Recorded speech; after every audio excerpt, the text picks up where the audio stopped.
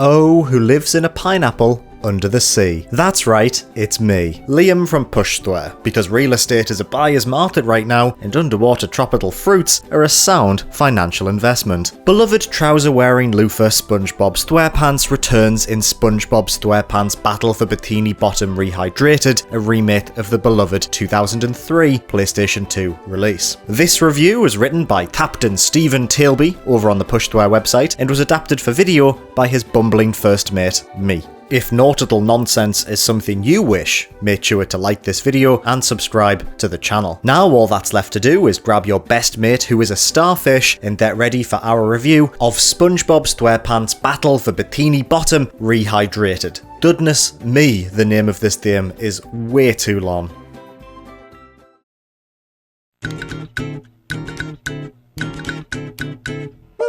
Say what you like about SpongeBob SquarePants, but there's a reason it's still one of Nickelodeon's most popular shows. The cartoon starring a yellow sea sponge and his starfish best friend is delightfully daft, and the first few seasons are full of ingenious episodes with genuinely funny writing. At the height of its popularity in the early noughties, a game based on the show was released for PlayStation 2, and it's still beloved to this day. SpongeBob SquarePants Battle for Bikini Bottom Rehydrated revives the 17-year-old action platformer on PlayStation 4, but is it a pretty patty or a bucket of chum?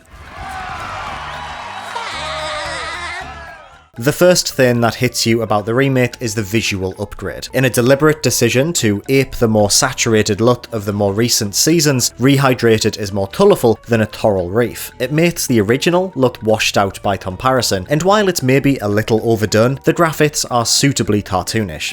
It's not perfect, some characters look a little off and quality can be somewhat inconsistent, but it's a pretty dramatic overhaul of the PlayStation 2 title. In terms of sound, things aren't quite so strong. All the music and voice work from 2003 returns, meaning it might look very different, but it sounds basically identical. Yes, that means Mr. Krabs still isn't voiced by Clancy Brown. Strangely, the audio mix has occasional issues. We noticed a fair amount of the dialogue sounds blown out, and there are also rare instances of audio not playing at all. Neither of these are deal breakers, but the sound seems a little sloppy. Still, there's more to a remake than just its sights and sounds. Rehydrated is a pretty close match to the original in terms of gameplay, although die-hard fans may notice some small differences in how things feel. Most notable is probably Sandy's lasso swinging move, which has very different physics. Generally speaking though, we'd say the gameplay experience is smoother, largely thanks to a vastly improved camera. Fans will no doubt quickly get right back to gathering shiny objects, bashing baddies, and surfing down slopes. If you're unfamiliar with the original game, it stars SpongeBob, Patrick, and Sandy as playable characters in a non-linear 3D platformer fighting to rid Bikini Bottom of Plankton's disobedient robot army. As you make your way through varied environments, your main task is to collect golden spatulas and dispatch the metallic horde. Back in 2003, collectathon games like this were pretty commonplace. In 2020, 3D platformers are few and far between. It's fair to say that Rehydrated's structure and moment-to-moment action is extremely basic by modern standards.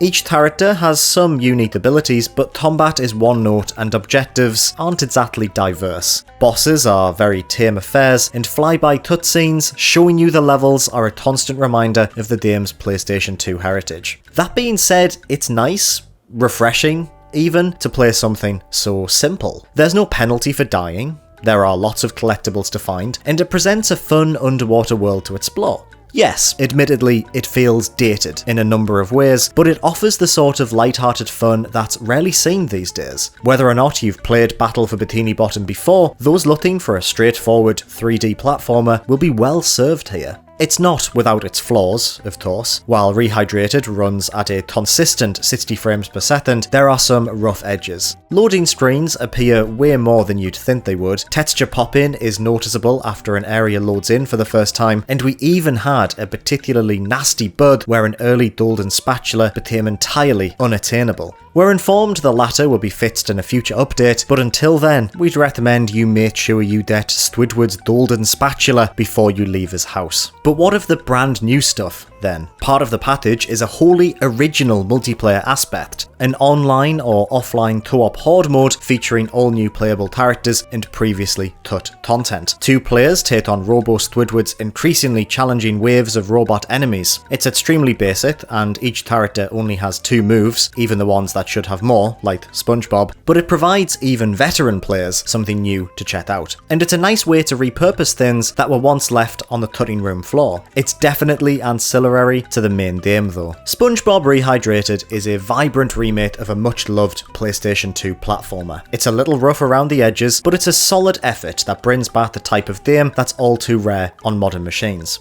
The simple fun of collecting, bashing enemies, and exploring a beloved location is very much here, and fans, young and old, will get a kick out of this underwater excursion.